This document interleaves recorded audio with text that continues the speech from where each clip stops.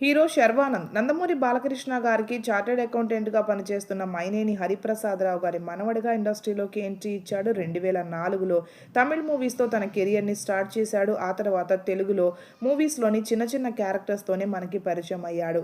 Different మూవీస్ని ఎంచుకుంటూ తనకంటూ separate fan బేస్ని create చేసుకొని హీరోగా అంచెలంచెలుగా ఎదుగుతూ వచ్చాడు. శర్వానంద్ యాక్టర్గా, ప్రొడ్యూసర్గా, అలాగే రీసెంట్గానే బిజినెస్ రంగంలో కూడా అడుగుపెట్టాడు. శర్వానంద్ కెరియర్లో సూపర్ హిట్స్ కూడా ఉన్నాయి. అలాగే ఫ్లాప్స్ కూడా ఉన్నాయని చెప్పాలి. హిట్స్ ఫ్లాప్స్తో సంబంధం లేకుండా హీరోగా కెరియర్లో బిజీగా ఉన్న ఇతని పర్సనల్ లైఫ్ విషయానికి వస్తే 2023లో రక్షితారెడ్డి అనే అమ్మాయిని ప్రేమించి పెళ్లి చేసుకున్నాడు. వీరికి లాస్ట్ ఇయర్ ఒక పాప జన్మించింది. పాప పేరు లీలా.